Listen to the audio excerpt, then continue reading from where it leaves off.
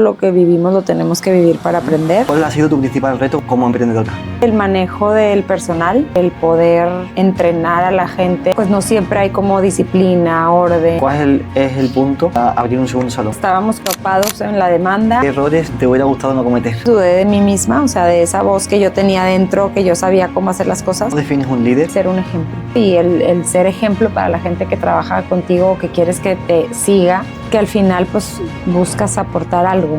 Y como que creo que a lo mejor si un jefe es exigente puede tronar a la gente y un líder que es exigente los hace crecer. ¿Qué son las redes sociales para ti? Una herramienta súper poderosa para crecer una marca. También una herramienta que puede ser muy riesgosa si no cuidas los detalles y la reputación. ¿Surge un problema? ¿Cómo le das solución? Los que tenemos en ese código de honor. La peluquera que ya le va muy bien, ¿qué debería tener en cuenta antes de abrir un segundo salón? Betty Guajardo es una de las emprendedoras más influyentes en el mundo de la belleza en México. Fundadora y directora de Ponte Guapa, Betty ha transformado su pasión por la estética en un verdadero imperio con 5 salones de belleza y una tienda online. Además, es la voz detrás del podcast Woman in the Chair, donde entrevista a mujeres líderes del sector para inspirar a nuevas generaciones. Su formación combina técnica, visión y liderazgo. Betty no solo domina el arte del maquillaje y el peinado, sino que ha desarrollado habilidades en gestión de equipos, estrategia de negocio y marketing digital, que le han permitido escalar su marca de forma sostenible. En esta entrevista de Emprende Cero conoceremos su historia desde el inicio, cómo pasó de tener un sueño a dirigir un equipo sólido, innovador y comprometido. Probando.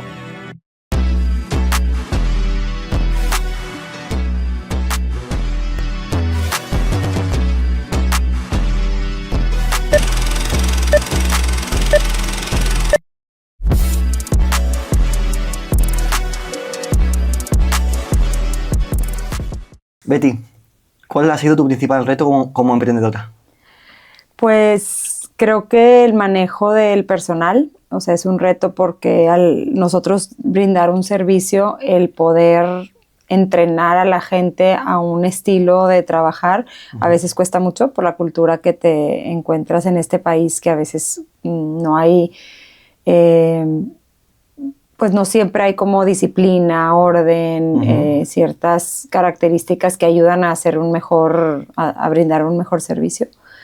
Entonces creo que principalmente creo que es el reto con el que más nos enfrentamos para poder replicar un servicio que pues como que deseamos hacer.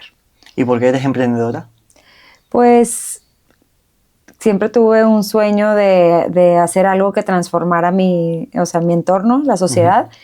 Y pues usé lo que creía yo que sabía hacer para poner ese talento que igual fui desarrollando con capacitación y todo al servicio de otra gente. Entonces creo que siempre lo tuve claro desde que era niña. O sea, incluso cuando entré a estudiar, como que yo siempre decía, yo quiero poner mi negocio. O sea, si era algo como que era muy claro para mí. ¿Y cómo empezó todo? ¿Qué estudiaste? Bueno, yo de niña siempre me gustó todo lo relacionado con la belleza y me gustaba mucho jugar con las muñecas a esto de peinar y como que, pues sí, todo lo que estaba relacionado con la belleza. Y luego conforme fui creciendo me fui dando cuenta que me gustaba realmente todo lo relacionado con el cabello. Y bueno, cuando tenía a mis amigas, siempre uno tiene una amiga que es la que te arregla. Bueno, yo era esa amiga. La que arreglabas a todas, ¿no? Ajá. Y cuando estaba en prepa, tuve una tía que, bueno, en preparatoria, tuve una tía que tenía un salón, 2 tías tenía, que tenían salones de belleza y trabajaba con ellas en los veranos. Y pues bueno, me seguía gustando más. Ahí una de ellas me invitó a tomar unos cursos y después empecé a explorar escuelas de peluquería. Después, pero siempre tenía claro que quería estudiar una carrera profesional en una universidad como para prepararme a nivel administrativo. Entré a estudiar administración de empresas, pero tuve una maestra, como que el primer año me fue muy bien en contabilidad y una maestra me dijo, ¿por qué no estudias mejor contabilidad? Que es un poco más, una carrera más especializada, lo necesitas o sea, me preguntó, ¿por qué estás estudiando eso? ¿No? Y yo, pues porque quiero poner un negocio. Y yo pensaba que administración era la carrera y me dijo, yo creo que todo el mundo necesita un contador y se te da, o sea, pues métete a estudiar eso, ¿no? Entonces me cambié y la carrera de la que me titulé es esa. Después, al mismo tiempo, hice una carrera de peluquería aquí, que bueno, era como un diplomado de peluquería aquí. Después me fui a España, a Barcelona. Allá como que hice pues como un máster de perfeccionamiento. También estudié maquillaje. Y ya regresando, comencé con el proyecto del salón y en ese inter también he hecho más, o sea, he tenido más estudios. Estudié un máster en recursos humanos y también es en una escuela también de España, era online. Y hace poco ya estudié como un grado de perfeccionamiento también para empresarios. ¿Cuántos años llevas emprendiendo? Desde que, bueno, así formalmente desde que empecé mi proyecto, 15 años, pero desde antes, unos como 5 años antes, ya vendía cosas y hacía, bueno, yo creo que desde niña, pero así como que cuando formé y ahorré y todo, cuando estaba en preparatoria vendía planchas para el cabello y junté como que mi dinero y pues pudiera ser que desde ahí empezó formalmente mi emprendimiento. O sea que no solamente hacías peinados, sino que también vendías productos, ¿no? Ajá, sí. Vale. ¿Y cómo fue la primera apertura? La primera apertura, bueno, cuando yo estudié en España, conocí a una amiga, esa fue hace 15 años, conocí a una amiga que estaba estudiando interiorismo. Entonces, como que yo me imaginaba que iba a empezar un proyecto, que era un salón de belleza, y yo decía, bueno, si voy a estar tantas horas ahí, quiero que sea un lugar bonito. Y me parecía algo, bueno, cuando voy a España me doy cuenta que pues allá los salones, o sea, eran como lugares con mucha inversión en decoración, o sea, como que un poco más formal de lo que se encontraba aquí en México. Y bueno, yo empezando, tenía 23 años y mis papás me podían apoyar en ese momento, entonces con esta amiga hicimos o sea, como que generamos un diseño de un lugar distinto a lo que había en ese momento. Fue en el año 2009 y haz de cuenta que en comparación con los demás salones que había en esa época, al menos en la ciudad, o sea, vinimos a traer como una propuesta de valor en cuestión de interiorismo y eso ayudó mucho a que tuviera un diferenciador importante y que la gente quisiera conocer el lugar. O sea, te centraste en cómo impactaba a la persona cuando entraba en tu local, ¿no? Ajá, y como la experiencia. Que el propio servicio, ¿no? Sí, o sea, como la experiencia total que no nada más involucraba el propio servicio, el intercambio de servicios por dinero, ¿no? Sino como ya todos los detalles de estar en un lugar que esté bonito, que huela bien, que te atiendan bien y bueno, todas estas cosas. ¿Y qué detalles tenías en cuenta justo en ese aspecto cuando diseñabas el local? Pues creo que funcionalidad y mucho como belleza y como... Sí, o sea, que se viera diferente, como con un concepto, como de alguna manera con contrastes en el interiorismo que ayudaban a hacer como icónico cada lugar, o sea, como que no era una copia de algo.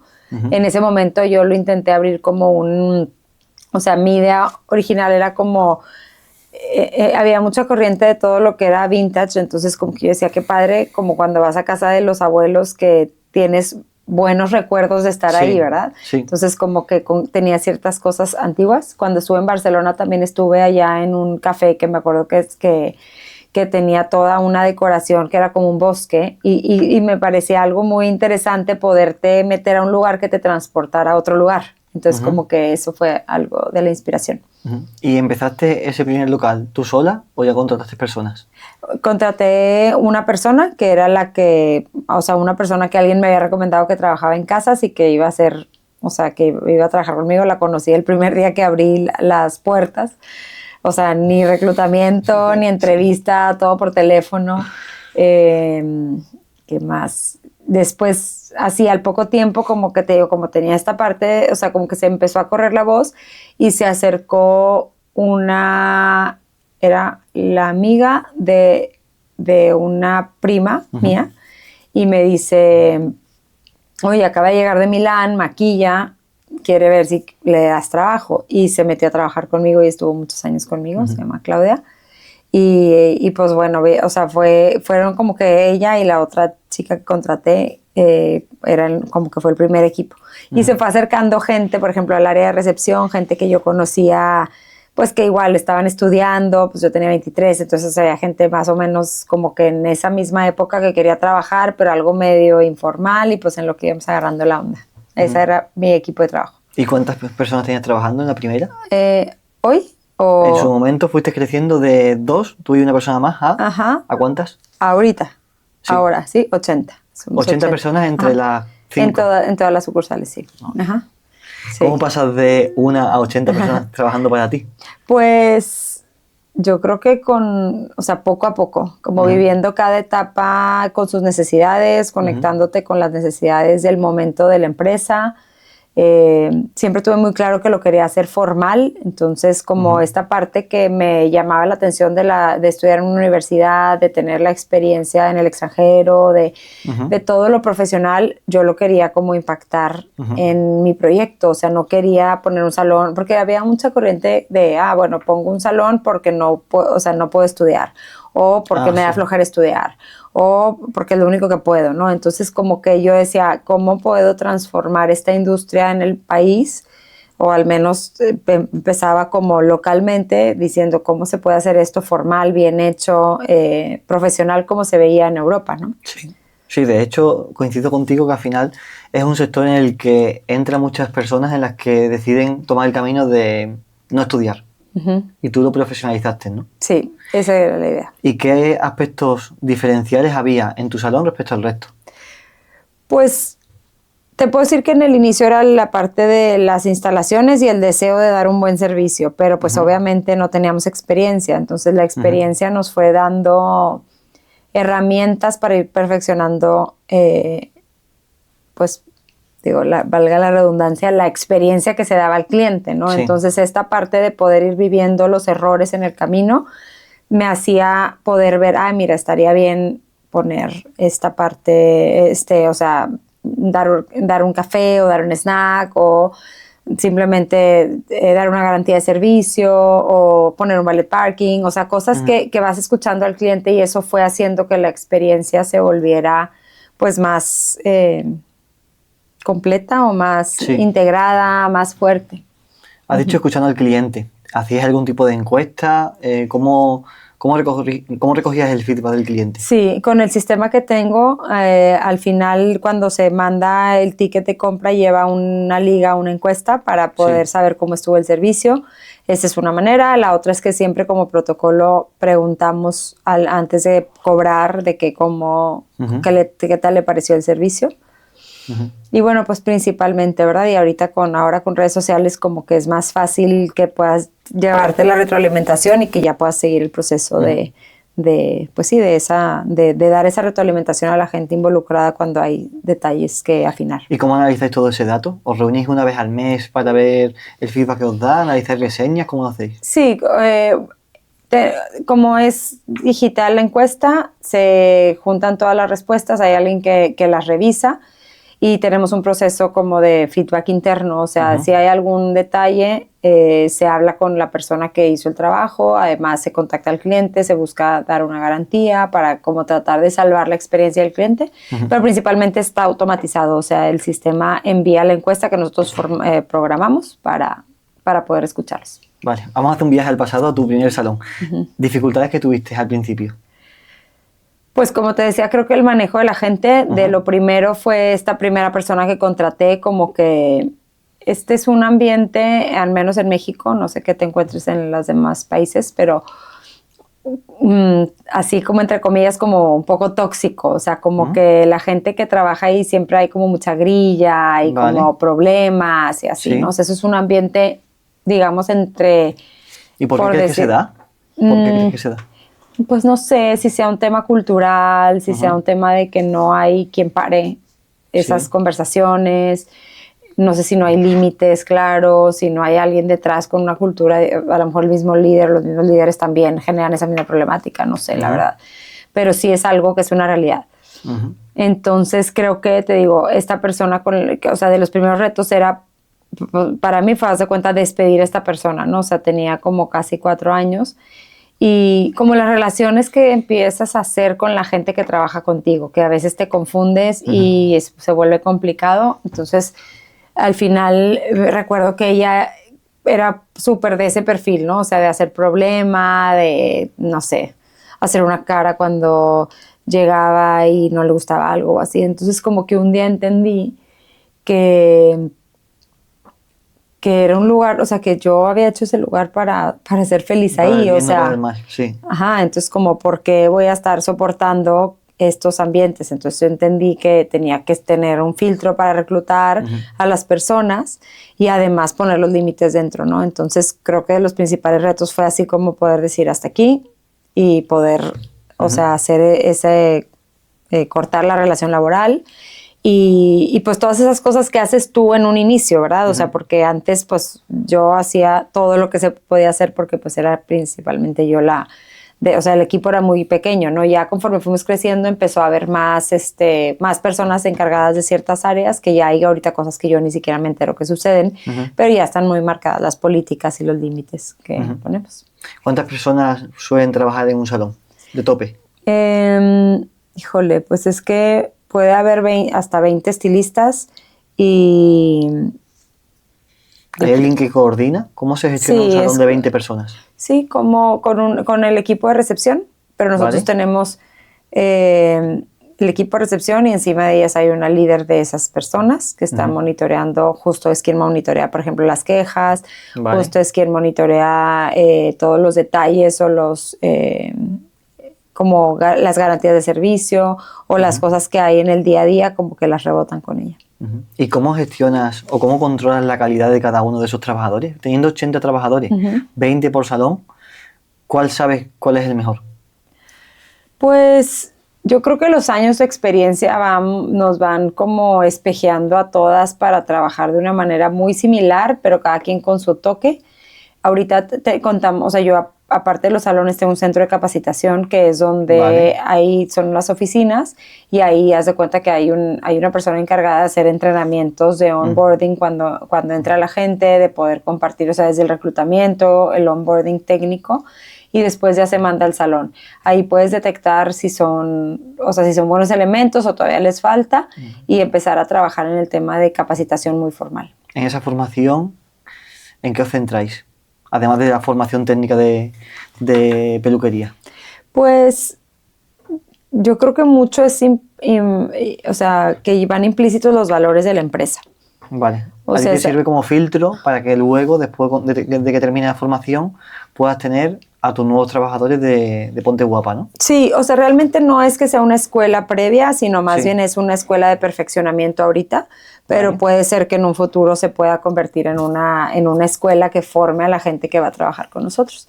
Pero hoy en día es una escuela para entrenar a la gente a la manera en que nosotros trabajamos y para sacarlas del salón y perfeccionarlas en las diferentes ámbitos de la peluquería para poder pues subir el nivel y que den un mejor servicio en salón. ¿Y cuántos alumnos tienes en esa formación? No, van entrando conforme van entrando a la empresa.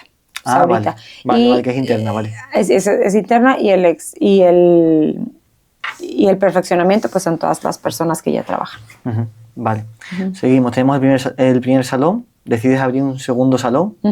¿Cuál es el punto para abrir un segundo salón? En mi caso fue que estábamos como topados en la demanda y no teníamos como ya suficiente área para poder atender. Y también era la parte de que era en otra zona de la ciudad, entonces había mucha gente que desde allá venía para acá, entonces era como ponernos cerca. Y otra cosa es que era un proyecto como muy innovador para esa zona. ¿El segundo te refieres? El segundo, o sea, toda la plaza era como que con un concepto muy, muy padre y que a la fecha funciona muy bien. Entonces me empezó a llamar la atención esta parte de cómo ponerte como en lugares estratégicos. Vale, es un buen punto. ¿Cómo eliges un punto para que el salón sea un éxito en esa ubicación? ¿En qué te fijas? Pues mira, el primero yo no me fijé en nada de eso, o sea, estaba en una zona que era céntrica, estaba cerca de mi casa, era un lugar que mucha gente del municipio iba, pero no me fijé en la parte de la ubicación. Conforme fue pasando, me fui dando cuenta que era muy importante pues que estuvieras accesible para donde la gente te pudiera encontrar. Y para que tú estuviera alineado con tu marca, pues el prestigio del lugar donde estás. Sí. Entonces, creo que eso es importante, dependiendo del giro que quieras tomar, como que ver que realmente esté afín. Y si volvieras atrás, ¿qué errores ¿Qué errores te hubiera gustado no cometer? Digo, soy fiel creyente que todo lo que vivimos lo tenemos que vivir para aprender. ¿Qué no haría? Pues creo que muchas veces dudé de mí misma, o sea, de esa voz que yo tenía dentro, que yo sabía cómo hacer las cosas. Creo que esa es una cosa. La otra, o sea, como poder creer más en esas respuestas que ya traes adentro, como que te orientan, Sí. que te dan luz. La otra es cómo ves la competencia. Como que a veces podemos voltear a ver la competencia de una manera como muy asfixiante, o sea, Sí. de que nunca acaba y todo el tiempo tienes... Y como que en el momento en que te despegas de esa idea y como que ni siquiera los ves como competencia. Me acuerdo que alguna vez un mentor decía de que la única razón para ver a la competencia es para ver qué hace bien, que no lo haces bien tú y cómo lo pudieras como replicar, afinar, ¿no? pues afinar exactamente. También otra cosa que yo creo es que los negocios tienden, digo no que todos, porque seguramente hay otros que lo hagan y como que ya les da bien, pero como que cuando copias una idea termina no siendo totalmente próspera, ¿no? O sea, Sí. porque al final no tiene autenticidad. Más que copiar, buscas inspiración, ¿no? Ajá. Y, por ejemplo, decir, oye, este lo hace muy bien, ¿cómo lo puedo hacer a mi modo, a mi estilo, a mi filosofía? Y así, ¿verdad? Bueno, pasaste de 1, 2, 3 y ahora vas a abrir un quinto salón. Sí. ¿En qué te centras para gestionar 5 salones de belleza? En los procesos, las políticas, que la gente sí, o sea, que sí seamos firmes al momento de seguir con lo que decimos que tenemos que hacer. ¿Por ejemplo? Pues no sé, por ejemplo, nosotros culturalmente tenemos alguna vez leí un libro que me recomendaron y generé un código de honor, que es como un código de ética o un código de comportamiento dentro de la empresa. ¿Cómo se llama el libro? Se llama el ABC para crear equipos de negocio exitosos. Entonces, es el mismo del de Padre Rico, Padre Pobre. De Robert Kiyosaki, Ajá. ¿no? ¿Puede ser? Sí, estoy casi segura que es de... Bueno, que lo buscamos y lo ponemos. Ajá, sí. Entonces, digo, porque si no, al menos recuerdo que también se recomendaban ahorita que lo estaba, pero no recuerdo bien el autor, pero bueno, ese era el título. Y ahí hablaba de tener como ese código que cada quien crea de acuerdo a sus propios valores. Entonces, nosotros, o sea, yo hice uno son como 11 puntos que hablan de, no sé, en Ponte Guapa somos agradecidas, buscamos cuidar el tiempo de nuestro cliente, somos responsables, enfrentamos los problemas de frente y no hacemos grilla. Y así, o sea, son, no sé, compartimos los conocimientos. Entonces son como formas de ser de la gente que trabajamos dentro. Entonces, para mí eso ha sido algo muy valioso porque son como límites. Entonces yo ya sé que la gente que no está dispuesta a seguir esto, pues no va dentro del equipo. Entonces esa parte es la que ayuda a que a esos parámetros, por ejemplo, si hay una persona que no está haciendo eso, que puedas decir, bueno, no va. Entonces eso creo que es algo que ha ayudado, esa estructura ayuda a crecer. Hay un equipo de trabajo detrás también. A mí me gusta mucho hacerlo, o sea, seguir operando porque yo lo empecé como algo, o sea, yo disfrutaba mucho hacer eso. Entonces era una pasión, o sea, algo que de esas hobbies o talentos que tienes y que luego, o sea, como dicen, que te pasas horas y es como si hubiera sido nada, o sea, así yo lo vivía. Entonces, a la fecha, mucha gente me dice que por qué lo sigo haciendo y yo, o sea, yo sigo disfrutando estando ahí. Entonces, y he encontrado los beneficios de estar ahí. Digo, obviamente estoy menos horas que como estaba antes y así, pero como que he visto pues la inspiración que trae a la gente, puedo corregir cuando hay fallas, puedo detectar las fallas, puedo estar cerca de mi cliente, puedo ver si el lugar cumple con las expectativas que, o sea, que tiene como que se tienen pensadas para él. No sé, pues todo como que la verdad es que estar en operación, aunque a veces parece como si fuera el lugar no más privilegiado, creo que es el lugar donde más luz te llevas, o sea, porque... Hombre, claro, si no te metes en el barro, ¿cómo vas a mejorar el sexto salón cuando lo abras si no conoces el día a día de tu empresa, no? Exacto, entonces como que, digo, desconozco, tal vez hay gente que lo vive diferente, ¿verdad? Pero yo al menos creo que eso da mucho valor como empresario, y que he descubierto que se cometen a veces más errores queriendo hacer cosas por seguir, no sé, reportes y números y cosas muy, o sea, como muy de que, no sé, analiza los números, pero si no conoces la operación no alcanzas a ver si aquí hay un error, ¿no? O sea, porque pues te la crees porque no conoces exactamente, suponte cuánta gente se para ahí o en qué horario es el más fuerte o así, ¿no? Sí, un dato que te da una buena conclusión a nivel numérico se puede traducir en una mala experiencia, ¿no? Uh-huh. Por si pierdes la visión de la operatividad. Exacto, ¿no? Entonces creo que eso. ¿Y cómo gestionas tu tiempo? Porque has dicho que trabajas un tiempo haciendo peluquería y otro tiempo entiendo que lo dividirás entre los 5 salones o tus equipos de liderazgo, no sé cómo lo haces. Sí, bueno, sí me voy rotando entre los salones. Hoy tengo aparte uno que no está en esta ciudad, entonces voy cada mes y medio más o menos. Uh-huh. ¿Dónde están? En Querétaro. O sea, tienes uno en Querétaro y 4 en Monterrey. Ajá. ¿Sí? Y el de Querétaro y el que vamos a abrir ahora son una alianza con una tienda departamental. Es una sociedad con ellos o sea, estamos dentro de ahí. Entonces es como un modelo un poco distinto. Vale. ¿Cómo gestiono mi tiempo? Pues bueno, sí tengo muy claro que voy, haz de cuenta, de 8 a 3 y en eso estoy en operación. Entonces esa agenda ya está programada. ¿De lunes a viernes? ¿De 8 a 3 estás en salón? Pues más o menos, o sea, son de tales días, más bien voy hasta los sábados. Por ejemplo, voy de martes a sábado, los lunes me dedico más a temas administrativos, tengo juntas. Los otros días puede que haya juntas, pero no es algo muy común. Uh-huh. O sea, trato de programar todo en lunes. Como toda la parte administrativa, y además como de alguna manera como que se mandan las señales de lo que se tiene que hacer. Uh-huh. Y ya yo me dedico más a la operación los demás días y la gente de liderazgo pues se encarga de ejecutar uh-huh. los acuerdos que se han visto el lunes, en una junta de un lunes.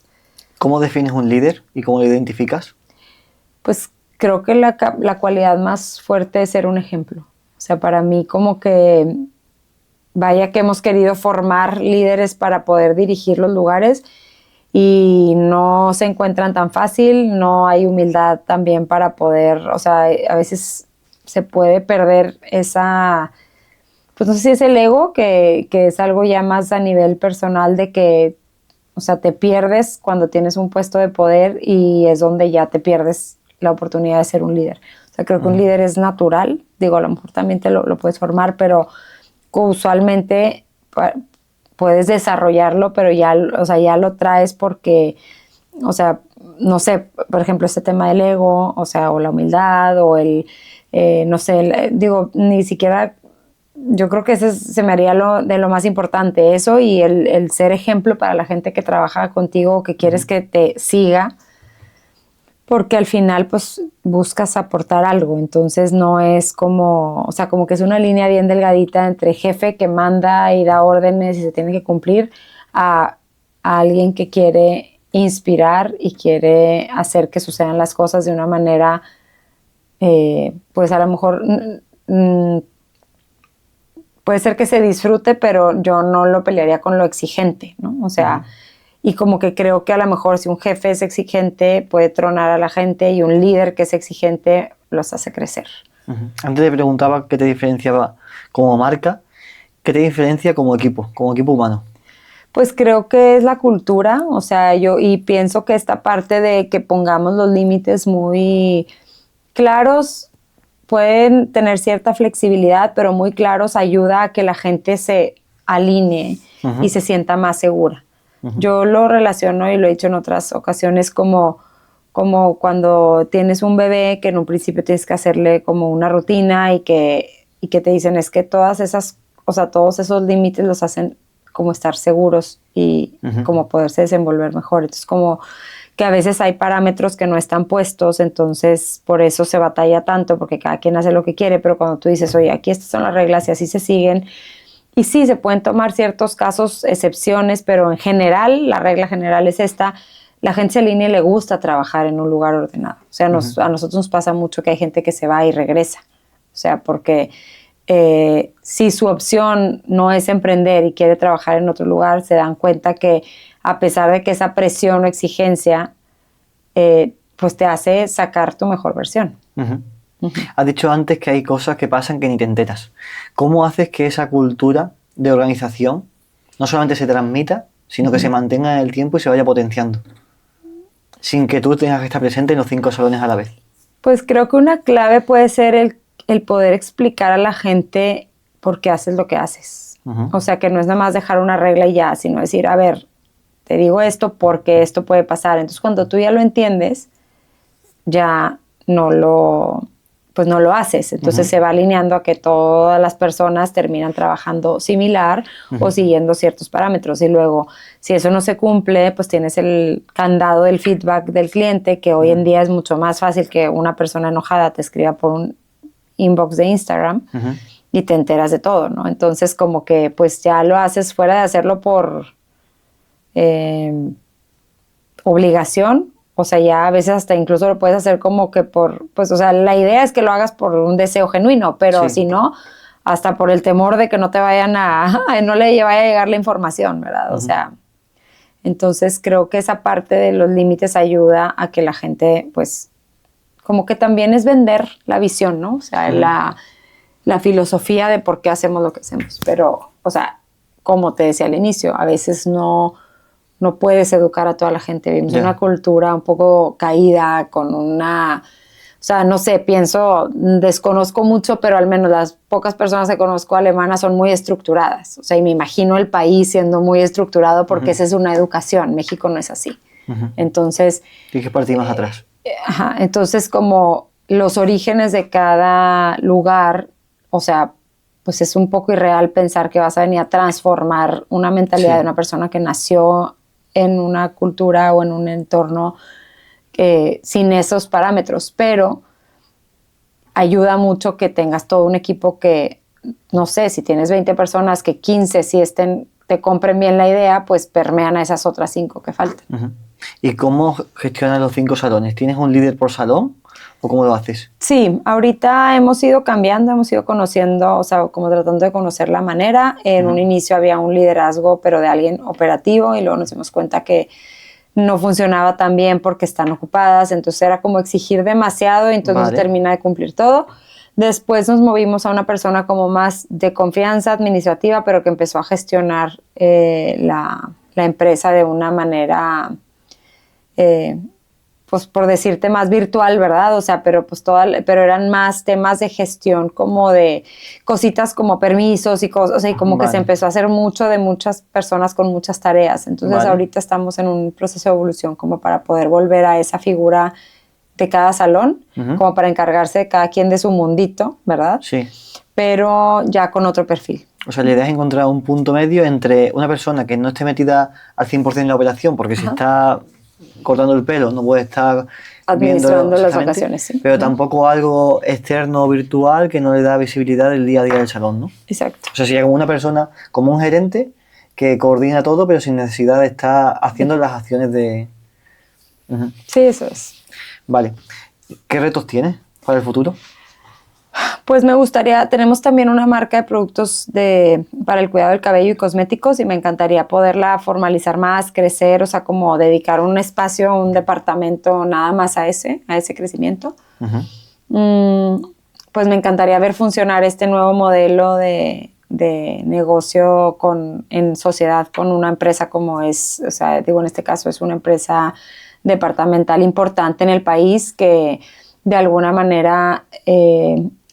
me parece muy interesante este tema de las alianzas de las, uh-huh, marcas, porque lo que tú sabes hacer bien se conecta con otras marcas que, uh-huh, como que se graba más en la sí, gente, ¿no? Para entender esa colaboración, que es como un centro comercial que colabora contigo con un local, ¿o cómo va? No, es el Palacio de Hierro. Sí. Ajá, estamos adentro del Palacio de Hierro como el salón del Palacio de Hierro, pero bajo nuestra marca. Uh-huh. Entonces es un ganar-ganar, porque al final ellos buscan también el tráfico que se genera en un salón de belleza, pero nosotros también buscamos, o sea, esta parte de que estamos en un lugar que está muy alineado también a la manera y a la pues a cómo se está estipulada la marca en el mercado, donde está posicionada la marca en el mercado. Supongo que muchas peluqueras te escucharán. ¿Qué consejos le darías para hacer crecer su peluquería? Pues yo creo que es creérsela, hacerlo más formal. O sea, alguna persona que trabajó conmigo me dio ese consejo y yo creo que lo valoro mucho.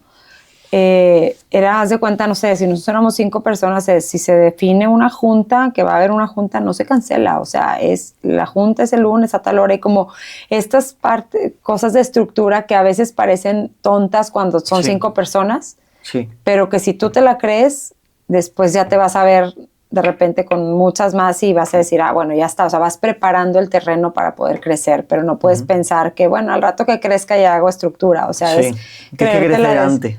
Tienes que creerte ante tú que la estructura de tu negocio, ¿no? Creértela desde el principio. Bien, tenemos la peluquera que quiere hacer crecer su peluquería.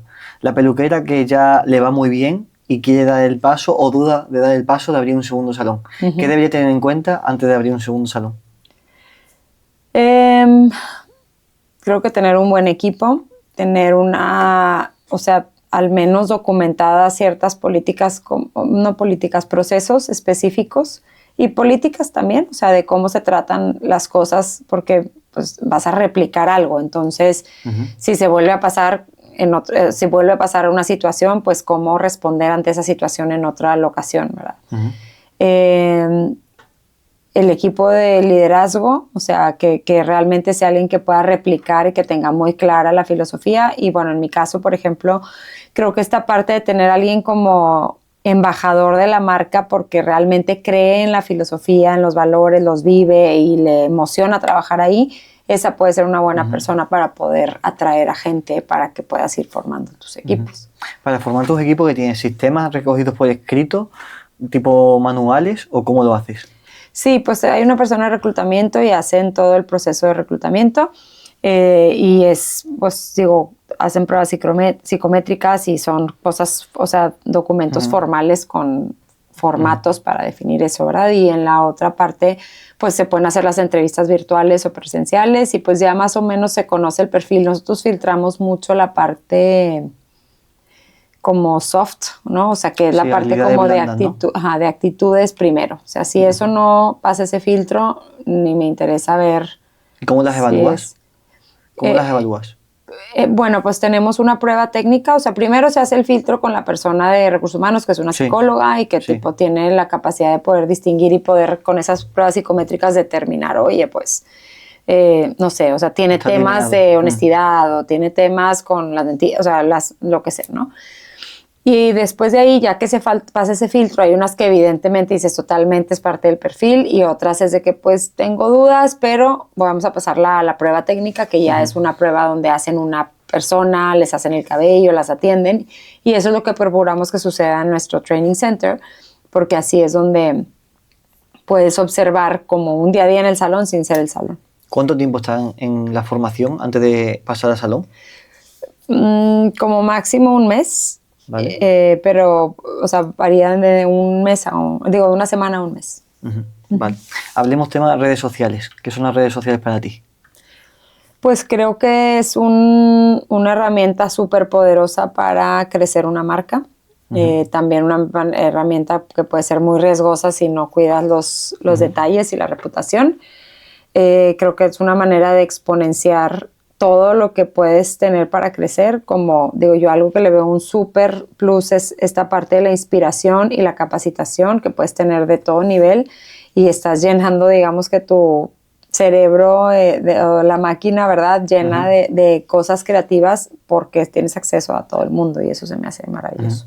¿Y cuándo empezaste a usarla? ¿Desde el primer salón, más recientemente? Sí, pero usábamos Facebook. Después ya que salió Instagram, o sea, me tardé un poco como en agarrar la onda, pero definitivamente para nosotros, o sea, todo el tema de Instagram es mucho más fuerte por el giro.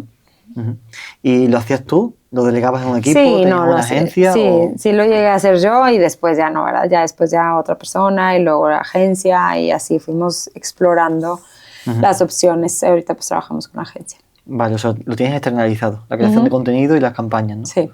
¿Y qué tipo de mensaje transmites en redes? La parte del bienestar, o sea, te digo, en especial está muy enfocado a las mujeres, pero toda esta parte o sea, obviamente la belleza externa, que es lo que vendemos o el producto que vendemos, ¿no? O sea, pero mucha parte alineada con el bienestar integral de la persona. ¿Y cómo analizas las tendencias para mantenerte al día? Pues mucho es así, o sea, obviamente traen cursos a la ciudad y todas las marcas con las que trabajamos siempre estamos como en acción con temas de capacitación, pero pues en las redes sociales tienes acceso o sea, el algoritmo te lee, ¿verdad? Si quieres capacitarte te va a sacar todo, o sea, te saca gente de todo el mundo, talentos increíbles que pues los guardas y vas creando, y la verdad es que en mi industria, al ser muy visual, como que pues solo con que tengas como con 3 videos que veas lo puedes ejecutar, ¿no? O sea, ¿Y qué contenido ha sido el que mejor ha funcionado en redes sociales? Creo que esta parte como de inspiración pega mucho, o sea, la gente que está detrás. Hace rato me decías de que escogías esta ciudad por el tema del emprendimiento y coincido, o sea, ahora veo, o sea, ahora que estoy en otra ciudad o que he tenido la oportunidad de conocer gente de otros lados, o sea, me doy cuenta cómo en Monterrey tenemos una gran habilidad para emprender y para formar negocios sólidos. O sea, porque no es nomás el emprender y pones tu changarro, ¿verdad? O sea, es más, o sea, sí hay mucha gente que crece algo desde cero con una formalidad y una estructura y que se capacita y se educa, ¿no? Entonces, creo que esta parte sí es, sí, o sea, como que es algo que inspira mucho. O sea, toda la gente que está detrás viendo y que ve que a lo mejor es un negocio que ha funcionado, pues como que inspira, y eso para mí, o sea, digo, yo lo veo porque lo escucho en las sillas del salón, pues me doy cuenta que eso atrae mucho. O sea, vas a abrir tu sucursal, o sea, ver como el éxito, la trayectoria de la marca. Les motiva, ¿no? Ajá, motiva como y es algo. Yo tuve un podcast también que se llama Women in the Chair, que era para justo traer a las sillas historias de mujeres que... Está muy chulo, ¿eh? Porque además lo ibas haciendo, creo recordar que es ese, ¿no? Que lo vas haciendo mientras que te vas mientras estás peinando, ajá. Está muy chulo. Ajá, entonces, ¿eh? sí, era bien padre, lo disfrutaba muchísimo, y como que era algo que, o sea, al final el objetivo era ese, poder inspirar a las personas de que puedes empezar como sea y puedes hacer lo que tú quieras, no tienes que quedar en tu casa, digo, si quieres, ¿verdad? Pero había casos así de que, pues, que te cuentan la historia de cómo empezaron, y eso es súper bonito porque no lo ves hoy y dices, está inalcanzable, pero ves cómo empezó. O sea, a mí me pasa con la gente que me conocía de cuando estaba en prepa, o sea, antes de formar lo que se he formado hoy, y como que, y pues, o sea, como que hasta con nostalgia lo ven porque dicen, yo te veía, ¿verdad? O sea, tú dices, sí se puede porque ha sido de estar picando piedra, ¿verdad? O sea, entonces como que todos lo podemos hacer mientras tengas disciplina, humildad, honestidad, o sea, pues todo lo que quieras imprimir en tu marca, ¿no? ¿Y cómo te defines como emprendedora? Pues, ¿qué será? No sé, diligente, o sea, como perseverante, de que, o sea, alguien que como que sí no quito el dedo del renglón, y la verdad es que creo que pudiera ser que también como que aterrizada, o sea, Difícil también dentro de los emprendedores. Sí, como que claro que es algo súper bonito ver el éxito, ¿verdad? O sea, o ver de que te han salido las cosas bien, pero no sé, como que no me atrae o sea, el marearme con subirme a un escalón, o sea, como que se me hace que no sé, o sea, con los pies en la tierra Que ves los obstáculos como algo retador, ¿no? Y superable, ¿no? Sí, okay. Sí, o sea, y que es algo que no te pierdes conforme vas creciendo, o sea, creo que el tener tus valores bien firmes... Vale. Mantiene los pies en el suelo. Ajá, sí, o sea, y que el tener los valores firmes te permite como seguir con lo que iniciaste de una manera más profesional o perfeccionada, ¿verdad? Pero como no perder la esencia. ¿Y cómo defines el éxito? Pues creo que es lograr lo que te propones. O sea, si tienes claro lo que quieres hacer y llegar ahí, o sea, eso me parece que es éxito en la medida en lo que tú te pongas como meta. Has dicho antes que si volverías atrás hay muchas cosas que no cambiarías por el hecho de que ese camino es lo que te ha traído hasta aquí. ¿Qué ha sido lo que tú consideras más importante para que hoy estés aquí? Yo creo que trabajar en mí misma, o sea, muchos años viví como a marchas forzadas, como queriendo sacar todas las herramientas que tenía en mí, que funcionó, pero era mucho a costa también de mí misma. Entonces como que no hubiera podido seguir si no hubiera hecho una pausa para empezar a explorar por qué hacía las cosas como las hacía, por qué tomaba las decisiones como las tomaba, porque estaba cerca de ciertas personas que no me hacían bien, o sea, y creo totalmente que si no hubiera hecho esa pausa probablemente no sé si hoy estaría, o sea, porque creo que ya, o sea, estiras la liga y ese acompañamiento que aunque vas con alguien más es irte a dar un espacio para escucharte a ti mismo, o sea, en esta vida tan aprisa, como que te ayuda a reflexionar, a ver, ¿por qué me siento así? O sea, eso que ahora queremos enseñar, que en las escuelas les enseñan a los niños, que a lo mejor en nuestra generación nadie nos lo enseñó, Sí.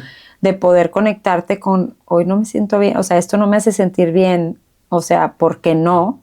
Y no lo voy a repetir, o sea, y a mí me pasaba con las relaciones que hacía, con la gente que trabaja conmigo, que al final te empiezas a entorpecer porque empiezas a involucrarte de una manera no sana con la gente que trae, entonces ya te pierdes de si es un negocio o no es un negocio, o sea, y algo que veo yo hace poco que estuve en el curso perfeccionamiento, hacían una diferencia muy clara, o sea, en Estados Unidos los emprendedores, digo, en Europa los emprendedores buscan, y en Estados Unidos probablemente también, hacer una empresa, crecerla para venderla, y en México es así como si fuera tu bebé, o sea, poderla vender es así como... O sea, ¿cómo soltarlo, no? Después de todo, ¿no? Ajá, entonces creo que culturalmente venimos de trasfondos distintos y cuesta más, por eso cuesta más una sucesión de una empresa o sea, porque realmente hay una confusión de que tu trabajo es tu vida, o sea... Sí, te enamoras del proyecto y luego te cuesta soltar, ¿no? Y te lo humanizas confundes, demasiado, ¿no? y te confundes, exacto. Entonces creo que lo mismo pasa con las personas que trabajan contigo. Entonces sí, y yo porque lo escucho mucho, o sea, son problemas recurrentes en los equipos de trabajo, de donde más batallas en tomar decisiones porque te cuesta la persona con la que vas a tomar la decisión. ¿Y cómo lo gestionas? ¿Cómo gestionas esa relación personal-profesional? Pues creo que, te digo, ha sido mucho en ese trabajo, o sea, de distinguir y de... Creo que igual es como un papá, o sea, como que ser amoroso pero firme, ¿no? O sea, como que no significa que tengas que ser un tirano para educar, o sea, porque creo que esa educación como que es así como del pasado y no sé qué tanto sirve a todo mundo, pero sirve. Poder decir, o sea, poder decir, oye, te lo hago, o sea, te quiero decir con cariño esto porque estos son los objetivos y esto es lo que estamos buscando, o sea, pero no eres tú, ¿verdad? O sea, como persona, no te define como persona. Entonces, como cuando todos vemos el trabajo como algo externo, se vuelve más fácil no hacerlo tan personal. ¿Y cómo gestionas un conflicto dentro de tu empresa? ¿Surge un problema? ¿Cómo le das solución? Pues uno de los principios que tenemos en ese código de honor es esta parte de enfrentarlo con las personas involucradas, no a través de, ¿verdad? Entonces creo que esa parte de poder hablarlo, a mí, digo, aunque hay relaciones que me han costado más, creo que el poder tomar el tiempo adecuado para poder sentarnos a decir, a ver, está pasando esto, o sea, tratar de ser claros y expresar las cosas cuando incomodan o porque incomodan. Obviamente a veces me salgo de control, ya no tanto, pero, o sea, pasan esas cosas, pero al final creo que cada vez menos, porque es esta parte de, a ver, esto es lo que queremos lograr. Se está haciendo, no se está haciendo, o sea, no, y cada vez hemos evolucionado más. Cuando antes no había esa claridad, era muy difícil tomar decisiones, y ahora pues ya, o sea, esto es lo que tienes que hacer, estos son tus indicadores o así. Creo que ahorita ya estoy nada más en un proceso como de perfeccionamiento, de afinamiento, así de la disciplina, la constancia, de se revisa, se cumple, se hace, o sea, al menos con todo lo que equipo operativo ya está estipulado, pero a lo mejor con la gente que dirige, que son una persona que dirige cada área, pues a veces es ahí donde hay un poquito más de conexión, más difícil de poder decir esto no, esto sí, pero han pasado años y hemos podido hacer esa parte más clara. Y bueno, mi tirada también a que la gente no viva para trabajar ahí, ¿verdad? Sino que realmente... Sí, una cultura esa también. ¿Cómo trabajas o con qué acciones trabajas tu desarrollo personal? Pues hago un trabajo de psicoanálisis que me gusta mucho.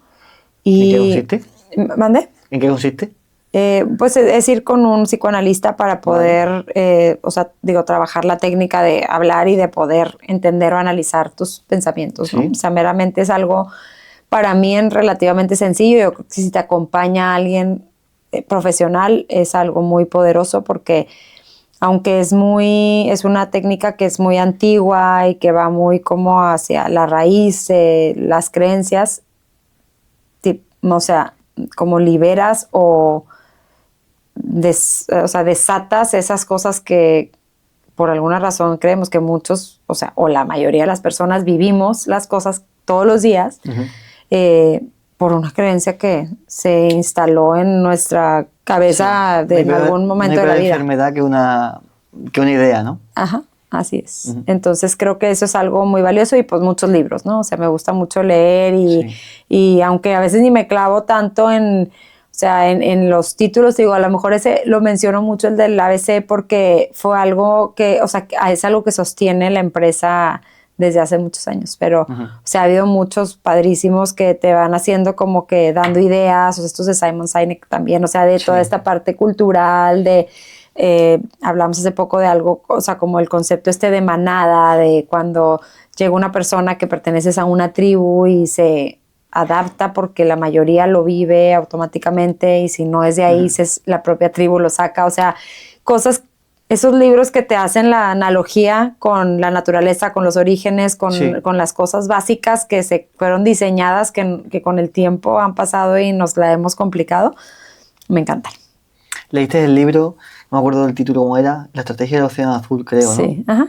¿Qué aprendiste de él y qué aplicas hoy en Ponte Guapa? Sí, pues creo que esa parte de la autenticidad, poder hacer una idea, como que creo que nadie tenemos, nadie vamos a descubrir el hilo negro, es como yo, me decías al iniicio, es un negocio muy competido, ¿no? Es una industria muy competida, efectivamente, así como en España saltas de uno a otro en la calle, aquí también, es un negocio que genera mucho autoempleo, es muy fácil y que pues mucha gente puede vivir de eso. Pero creo que yo siempre he pensado que cada quien traemos algo que venimos a traer a la mesa, ¿no? Entonces, la estrategia del océano azul te habla de esta parte de a ver qué, no sé, de un negocio, ¿tú qué le ves para que no compitas copiando algo, sino cómo vas a perfeccionar o cómo vas a rescatar algo que es valioso y lo vas a potencializar? Claro, entonces, al final no te va a hacer único ser el mejor, sino ser diferente, ¿no? Sí. Entonces, ¿cómo buscas ese patrón?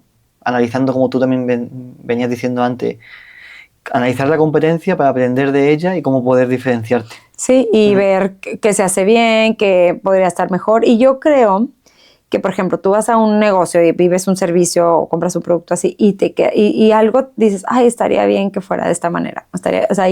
Y son esos toques que te hacen muy tú, al final nuestras creencias, ¿no? Entonces, como para mí era importante lo estético, lo que yo veía, el lugar que fuera agradable, que yo iba a estar muchas horas ahí, yo quería un lugar bonito, que también a la gente la transportaba a otro lugar. Entonces empiezas a hacer toda una conexión de una historia que tú estás creando. Entonces esa parte auténtica creo que es como como la esencia del emprendedor, porque es la idea que tú vienes a traer a la mesa, no es la idea que te copiaste. A lo mejor agarraste una idea, como hablaban del Cirque du Soleil en ese libro, que ya existe, los circos han sido para toda la vida, pero dijeron, a ver, y si le movemos aquí, le movemos acá, y hacemos esto y lo cobramos más caro, ¿no? Entonces, como que esa parte muy suave que al final te das cuenta, un maestro me decía a mí, de que es que, está el costo y el precio, ¿no? De las cosas, pero hay un gap de un sobreprecio que la gente paga por algo que no tangible. No es tangible. Y ese es el valor de la marca. ¿Cuáles son los mejores consejos que te han dado? Pues creo que esa parte como de ser auténtico. Digo, no sé si vaya a ser trillado o no eso, pero por ejemplo alguien me dijo de que si no te tienes que asociar, no te asocies. Alguna vez yo empecé sola, tuve una inversión de Friends and Family, pero al final algún momento tuve una colaboradora que me quiso, o sea, en mi misma ingenuidad, ¿no? O sea, vino a ofrecerme que vamos a asociarnos y hacemos así. Yo tenía duda porque estaba como confundida con las relaciones, como comentaba al principio, y me acerqué con un mentor y me decía, y mi mamá también, o sea, es que, digo, es como un matrimonio, o sea, es que las sociedades, los retos que vive uno, pues lo vive el otro, ¿no? O sea, es como ya estás en el mismo paquete, entonces... como que para mí fue muy clara esa parte que si en este momento no necesitas, yo los primeros salones cuando los fui haciendo, todo era de la misma operación. Entonces, de alguna manera, me respondía a mi pregunta de que no necesitaba a alguien, o sea, que invirtiera para poder hacerlo en ese momento, en las posibilidades que tenía, ¿no?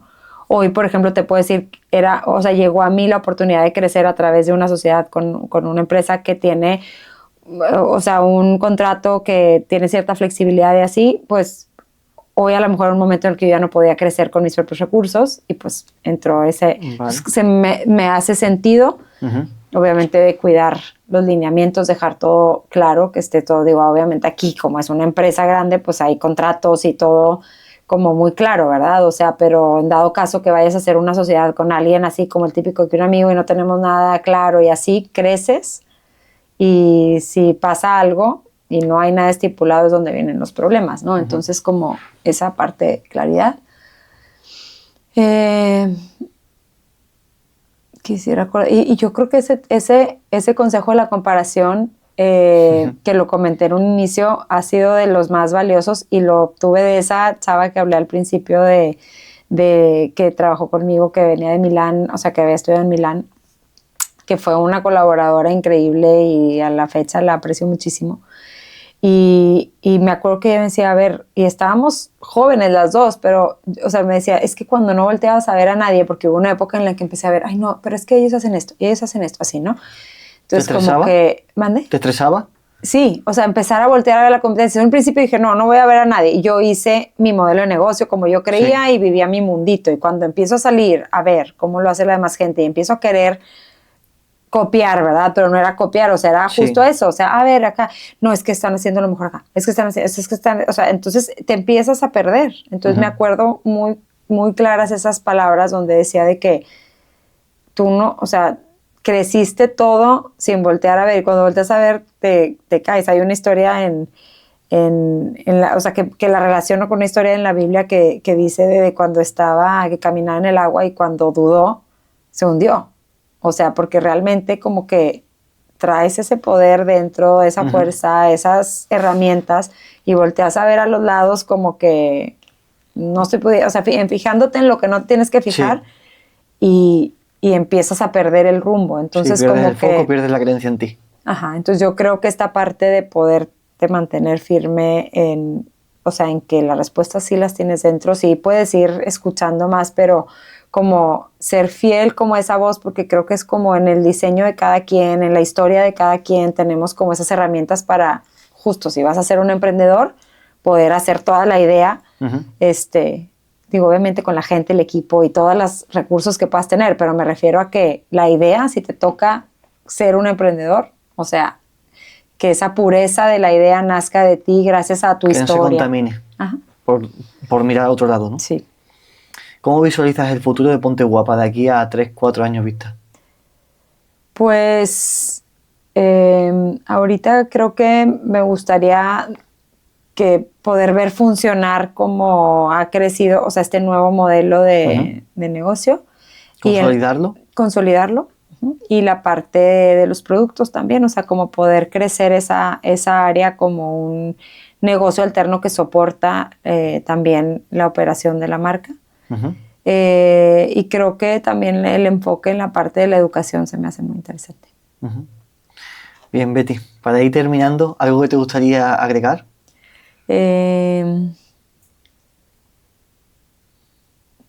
Pues no, creo que cuando uno emprende, digo, haciendo el foro para la gente de emprendedores, creo que es muy importante que podamos saber que tenemos una responsabilidad social inmensa. O sea, a lo mejor no es para todos, porque hay gente que ni siquiera le hace ojitos el emprender, porque emprender es un compromiso y es una responsabilidad. Entonces creo que tomarlo con seriedad para poder impactar de una manera positiva, porque creo que pues no te deja nada logras el éxito y lo único que generas a lo mejor son envidias o cosas, no sé, o sea, o querer demostrar algo, o sea, cuando realmente el impacto tan positivo que puede tener una figura que traiga inspiración a alguien para poder cumplir su misión o como al menos explotar su potencial, como que creo que es algo con lo que uno puede vivir muy satisfecho. Entonces, que sepamos que es un compromiso, ¿no? O sea, el emprendimiento es un compromiso con la gente que te ve en redes sociales, pero con la gente que trabaja contigo, con tu cliente. Entonces, esa congruencia vale la pena como trabajarla y creerla, porque eso vuelvo a lo mismo, son marcos de seguridad que te permiten poder seguir creciendo de una manera sólida. Betty, muchísimas gracias. Sí, gracias a ti por el espacio. Cuando